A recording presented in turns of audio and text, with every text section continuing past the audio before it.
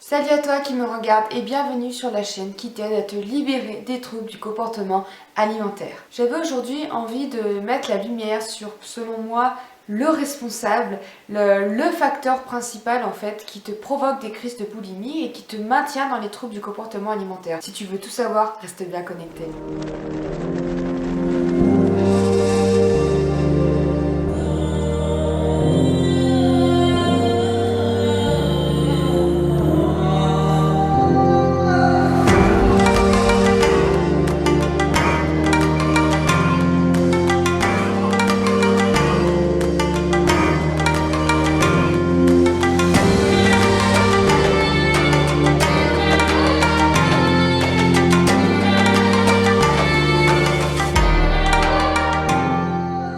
Si tu ne me connais pas encore, je suis Florine et j'ai souffert pendant 12 années de ma vie de troubles du comportement alimentaire et notamment de boulimie. Et si j'ai créé cette chaîne aujourd'hui, c'est justement pour pouvoir te partager toute mon expérience, te partager tous mes conseils, tous mes tips, toutes mes astuces pour t'aider toi aussi à pouvoir t'en libérer, à pouvoir t'en sortir.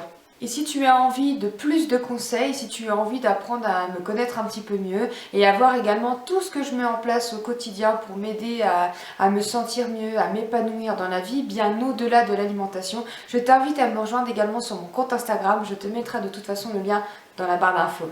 Alors aujourd'hui, j'ai pas du tout envie de me prendre le chou, j'ai pas eu envie de me prendre le chou, donc je ne me prendrai pas le chou, ça fait beaucoup de chou dans cette histoire. Donc je te retrouve pour mon petit déjeuner avec mon thé vert et mon petit déj que je ne saurais appeler, je sais pas si tu vois, voilà. Je ne sais pas comment on peut appeler ça, en fait c'était à la base censé être un bowl cake et puis finalement je ne l'ai pas fait chauffer assez. Mais j'ai mélangé ça avec un fond de lait, un peu de purée d'amande, de la banane, etc. Et c'est super bon. Donc du coup aujourd'hui on va parler pendant que je fais mon petit déjeuner à la cool et j'espère que ce format de vidéo te plaira. Qu'est-ce qui selon moi est le point vraiment responsable, le facteur vraiment principal qui cause en fait les crises de boulimie? J'en ai déjà parlé sur mes posts Instagram, j'en ai également parlé, je l'ai évoqué dans nombreuses de mes vidéos YouTube. Tu t'en doutes peut-être, tu le sais peut-être, mais c'est la restriction.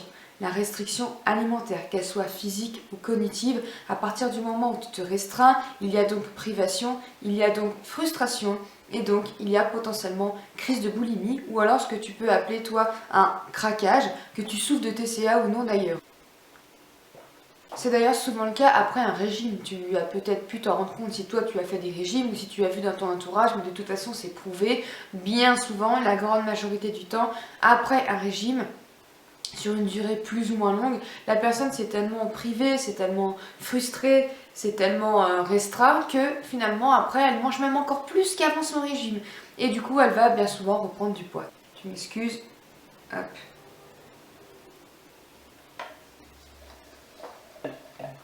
Très bon.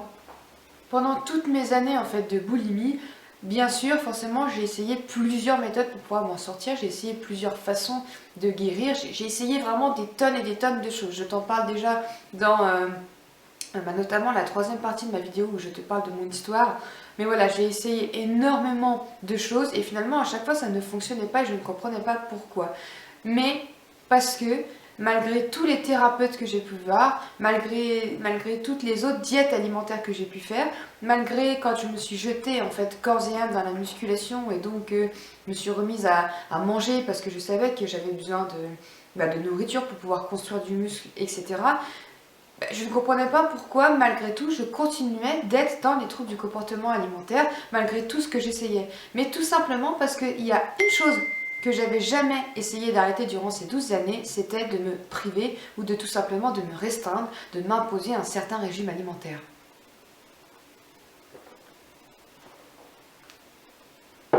Quand on m'a dit que pour guérir, il fallait tout simplement que je lâche prise, j'en ai déjà parlé également dans plusieurs vidéos, et qu'il fallait vraiment que j'arrête de me restreindre, je me suis dit, j'étais très partagée en fait. D'un côté, je me disais, mais c'est pas possible que ça soit si simple, c'est pas possible. Après toutes ces années où j'ai essayé de m'en sortir et où ça n'a pas marché, c'est quand même pas possible que ça soit juste ça, juste en levant la restriction et donc en mangeant ce que je veux, que je vais pouvoir guérir. C'est pas possible.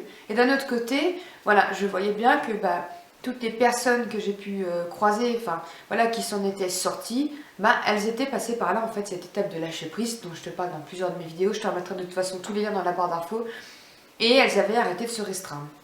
Et c'est effectivement ce qui s'est passé, puisque c'est quand j'ai totalement lâché prise et que j'ai lâché la restriction que bah, j'ai commencé pleinement à guérir. Je dis bien commencer parce que la guérison ne se fait pas en un claquement de doigts. C'est pas en une fois où tu lèves la restriction que tu te dis bon bah maintenant c'est bon, j'arrête de priver, que tu guéris. Non.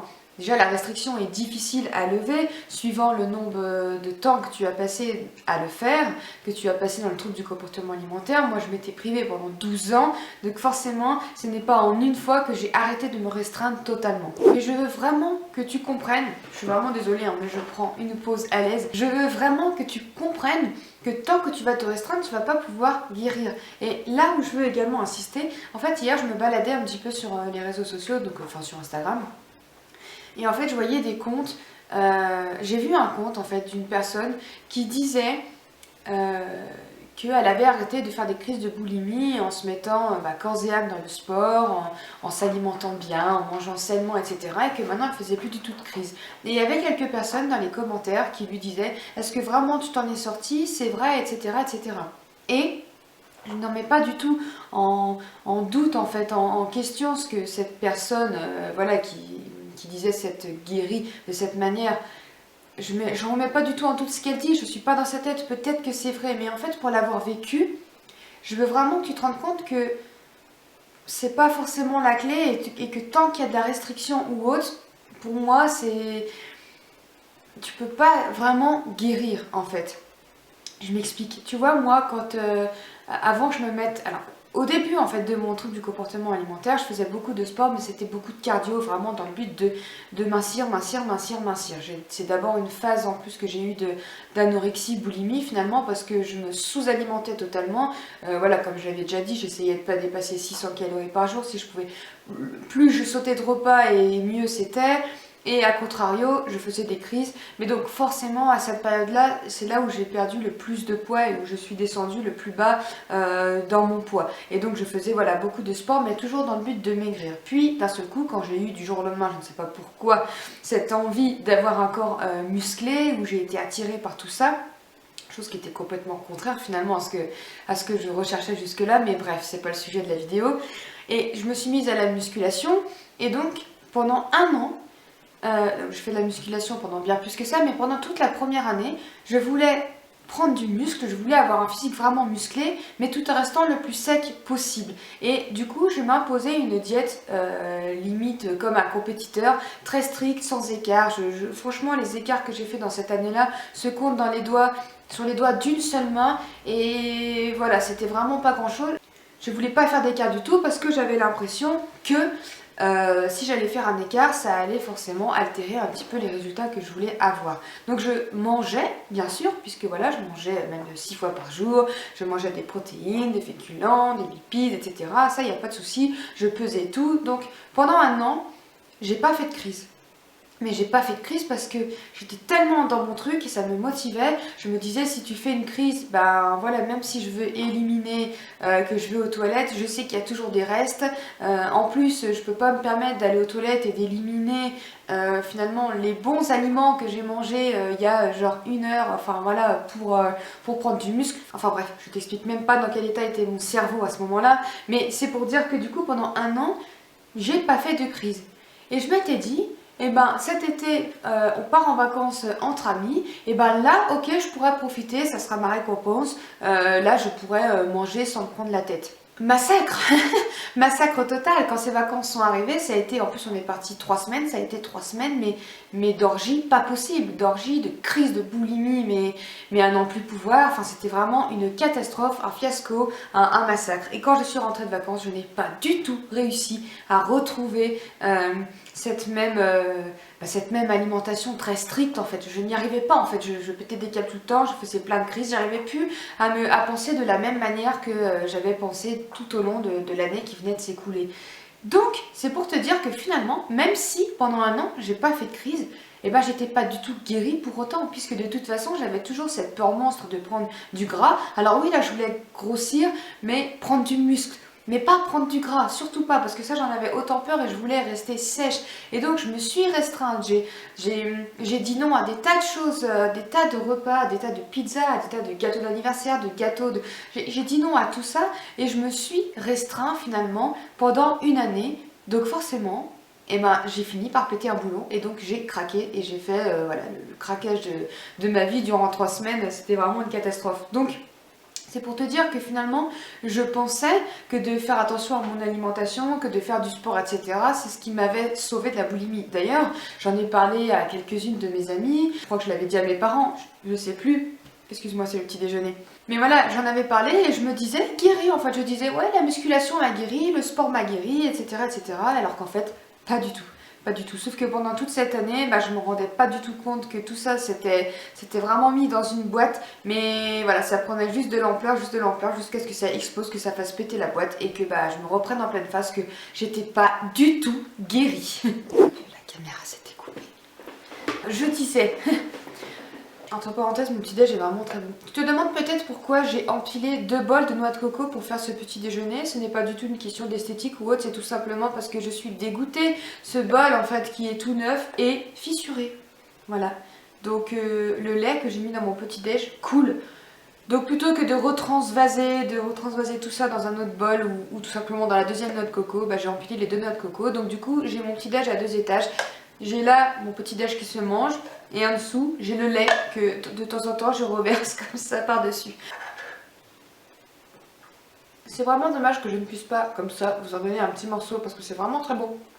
Là où je voulais en venir, c'était de vraiment faire attention à ça, parce que finalement c'est pas parce que pendant 1 an ou pendant peut-être même 2 ans tu n'as pas de crise de boulimie que tu es guéri. Non, en fait, tant que c'est pas guéri là-haut déjà mentalement, donc ça je t'en ai déjà aussi parlé dans une autre vidéo YouTube que je te remettrai le lien en barre d'infos.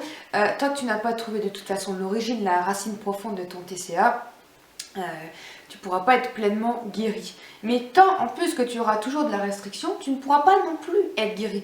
Et d'ailleurs, c'est pour ça aussi qu'il y a des personnes, quand elles tombent enceintes, qu'elles ont des enfants et tout ça, elles arrivent à stopper finalement les crises parce qu'elles savent qu'elles sont enceintes, qu'elles ont un bébé, etc. Mais finalement, quand elles accouchent, eh ben, ça reprend de plus belle parce qu'en fait c'était pas guéri à l'intérieur, que pendant leur grossesse elles ont pas voulu prendre de poids parce que bah voilà, la plupart du temps de toute façon quand on est dans la boulimie, c'est parce qu'on a peur de grossir, on a peur de prendre du poids bien souvent. Donc du coup, pendant la grossesse, bah, elles se restreignent aussi, elles font attention à ce qu'elles mangent, etc. En plus des restrictions qui sont obligatoires, comme l'alcool, comme le fromage ou autre, suivant si t'es... Oh bah bref, j'en sais rien, je m'y connais pas non plus en femme enceinte, mais t'as compris. Et du coup, elle replonge après, en fait, malheureusement. Donc tant qu'il y a toujours une forme de restriction, tu ne peux pas guérir de ton trouble du comportement alimentaire. Peut-être que je me trompe, n'hésite pas à me le dire en barre d'infos si c'est le cas, mais franchement pour l'avoir vécu et pour avoir eu l'impression de m'en être sortie et d'être enfin guérie pendant 1 an, bah non en fait j'étais pas du tout guérie. Je me rends compte maintenant qu'effectivement ouais non j'étais pas du tout guérie, même si physiquement il n'y avait plus de crise, mentalement ça n'allait pas du tout, j'avais toujours cette peur de malade, de prendre du poids, je contrôlais tout ce que je mangeais, donc non j'avais de toute façon pas un rapport à l'alimentation qui était sain. Donc, tout ça pour te dire en résumé que la restriction c'est pour moi la responsable, c'est elle qui va te provoquer en fait toutes ces crises de boulimie. Donc si tu souffres d'un trouble du comportement alimentaire et donc de la boulimie, j'insiste bien dessus parce que c'est vraiment le TCA que j'ai vécu. Je sais que l'hyperphagie c'est encore autre chose, l'anorexie c'est encore autre chose et il y a une multitude de troubles du comportement alimentaire qui sont encore autre chose. J'ai cru que j'allais jamais reprendre mon souffle et que j'allais étouffer. Du coup je bois un coup. Mais donc si tu es dans ce cas que tu veux guérir de la boulimie, arrête tout de suite toute privation. Je te renvoie vers mes vidéos sur le lâcher prise, mais il faut que tu arrêtes tout de suite, là, maintenant, et pas à partir de lundi, pas à partir du 1er du mois de mai, pas à partir du 1er janvier 2022, j'en sais rien, c'est là, tout de suite, à partir du moment où tu vois cette vidéo, même si on est un jeudi après-midi à, je sais pas moi, 16h36, je m'en fiche, tu arrêtes à partir de maintenant de te restreindre. S'il te plaît, fais-le pour toi, j'allais dire fais-le pour moi, mais fais-le vraiment pour toi et tu verras vraiment que c'est la clé. Donc, comme j'en parle dans d'autres vidéos, c'est pas facile d'arrêter de se restreindre, c'est pas du tout facile de lâcher prise, c'est pas facile parce que d'une, on s'est mis tellement nous d'injonctions, de croyances, on a tellement peur de prendre du poids et en plus dans la société, dans le monde dans lequel on vit aujourd'hui, qui diabolise la prise de poids, qui prône tous les, alors c'est plus des régimes maintenant, c'est des rééquilibrages alimentaires, mais qui prône tout ce genre d'alimentation ou de manger sain, de manger fit, de manger healthy, de manger ci, non, je sais que c'est difficile, mais il faut vraiment que tu arrives à bazarder tout ça et à te dire que de toute façon pour guérir tu n'as pas le choix de passer par là. C'est vraiment mon humble avis, encore une fois n'hésite pas à me dire si jamais je me trompe, mais pour moi tu n'as pas le choix de passer par là et je sais que c'est difficile, je sais que tu peux avoir l'impression que si tu ne te prives plus ça veut dire que tu vas plus te contrôler et donc si tu te contrôles plus que tu vas manger, genre que ta vie va être une crise sans fin, mais pas du tout. Pas du tout. Encore une fois, pour l'avoir vécu, cette période, elle n'a pas duré longtemps. Forcément, bah oui, quand j'ai arrêté de me priver, j'ai mangé, je mangeais régulièrement, presque tous les jours. En fait, j'allais manger des choses qui me faisaient envie, des bols de céréales, c'est ce que je mangeais beaucoup du coup. Dans ma phase de lâcher prise, mais voilà, même du chocolat ou des apéros, j'aimais beaucoup ça, voilà, des chips et tout. Alors oui, on met entre parenthèses le fait que ça soit pas forcément le meilleur pour ta santé, que ça soit pas forcément les aliments qui vont t'apporter le meilleur carburant, les meilleurs nutriments, mais on s'en fiche en fait, c'est une période qui est vraiment provisoire, c'est déjà pour apprendre à vivre sans la restriction, à lâcher prise et petit à petit à arriver en fait vers une alimentation en fait beaucoup plus libre, beaucoup plus tranquille, sans règles, sans rien, et donc même une alimentation intuitive. Bref, là je m'éloigne un petit peu du sujet principal, puisque voilà, à la toute base, je voulais juste te dire que du coup, le facteur principal de la cause de boulimie en elle-même, c'est la restriction. Et donc si tu veux faire sauter tes crises de boulimie, il faut faire sauter toute forme de restriction. Tu vois, je me suis même rendu compte que, encore aujourd'hui de toute façon, dès que j'ai une forme de restriction, automatiquement je peux tendre en fait vers, alors plus des crises de boulimie maintenant, mais je vais manger plus, comme si finalement mon corps, mon cerveau avait besoin de se rattraper. Je m'en rends compte parce que j'en ai parlé en fait dans mes stories Instagram, mais en ce moment j'essaie vraiment de me battre et de casser le schéma que les aliments plaisir entre guillemets c'est juste pour le week-end, que manger je sais pas pourquoi j'ai toujours l'image de la pizza alors que c'est pas forcément ce que je vais manger à chaque fois, mais c'est ce qui vient toujours en tête. Que si j'ai envie d'une pizza, et ça sera pour ce week-end.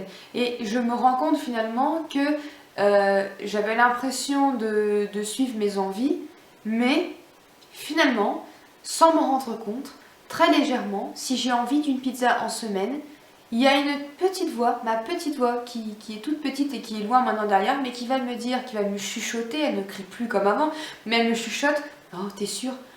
Attends samedi, on est mercredi, il te reste plus beaucoup de temps, t'attendras samedi, tu la mangeras samedi, et voilà. Et du coup, finalement, sans que je m'en rende compte, ma petite voix, elle m'a guidée, elle m'a coupé de mon intuition, et j'ai pas mangé cette pizza parce que dans ma tête, il y a encore ce schéma qui est présent, que la semaine, on se restreint, la semaine, on fait attention, et le week-end, on se fait plaisir. Mais non! Parce que du coup, qu'est-ce qui se passe? C'est que je me rends compte que, il y a des week-ends, encore régulièrement entre guillemets on va dire, finalement quand je me retrouve face à une abondance de nourriture, j'ai l'impression de me perdre un petit peu, de me déconnecter finalement de mon corps et de moi-même et de manger plus, et tout simplement parce que je me suis privée la semaine en fait. Donc même si maintenant c'est très léger, hein, je parle de privation, de manger plus et tout ça, mais ça reste quand même assez léger par rapport à ce que je vivais avant. Mais je me rends compte que dès qu'il y a, même si c'est une légère forme de restriction, puisque je pense qu'à 70% du temps, si je veux être vraiment honnête avec moi-même, honnête avec vous, je ne me restreins plus du tout et je mange vraiment selon mes envies. Mais c'est vraiment pas facile en fait de se battre en fait contre les injonctions et les croyances qu'on a depuis toujours et ce qu'on entend dans la société. Tu vois, ça par exemple, le fait de se priver la semaine et de se faire plaisir le week-end, de faire attention la semaine et de se faire le plaisir le week-end, c'est quelque chose qu'on entend mais depuis longtemps et qui est partout en fait, alors que pas du tout. Pourquoi la semaine j'ai pas le droit aussi de me faire plaisir? Enfin je veux dire, en plus la semaine généralement on travaille, on peut avoir du coup plus de soucis ou plus de autres, enfin je veux dire on n'a pas envie de en plus se rajouter finalement une privation mentale sur l'alimentation, mince.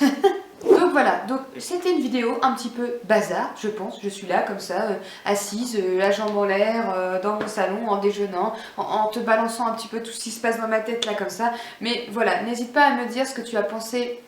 Je vois mes cheveux en fait qui, qui font n'importe quoi. N'hésite pas à me dire ce que tu as pensé de cette vidéo dans la barre de commentaires qui est un peu moins structurée, qui est un peu moins ficelée. Je te parle jamais de toute façon avec des notes sous les yeux, c'est toujours un peu voilà comme ça sort de ma tête.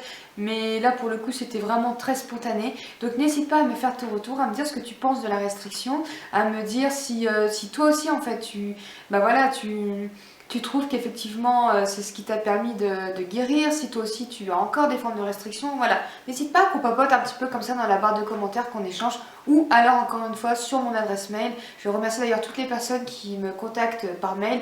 Je réponds pas forcément dans la foulée, mais j'essaie toujours de vous répondre au plus vite. Et voilà, et d'ailleurs j'en profite également pour remercier toutes les personnes qui même sur Instagram, bah voilà, par mail et tout, m'adressent de très jolis messages, de très jolis messages. Ça me fait vraiment infiniment plaisir. Ça m'encourage à continuer. J'ai eu une petite période où bah voilà, j'ai pas tourné de nouvelles vidéos et je me suis même dit que j'allais peut-être arrêter parce que finalement c'était très difficile. Ça prend du temps à tourner, mais également à monter, à publier, ça prend du temps et c'est très dur sur YouTube de pouvoir ressortir. C'est pas facile, donc bref, je me disais finalement, je sais pas si ça sert à quelque chose de ce que je fais, mais quand je reçois tous ces messages là je me dis si, voilà, de toute façon même si c'est qu'une, deux, trois personnes, je m'en fiche en fait, j'ai déjà tout gagné parce que si je peux apporter un petit peu de bonheur et un petit peu d'aide, un peu d'encouragement, rassurer, bah voilà, ne serait-ce qu'une toute petite poignée de personnes, j'ai déjà tout gagné en fait, c'est déjà merveilleux pour moi. Donc voilà, c'était la petite minute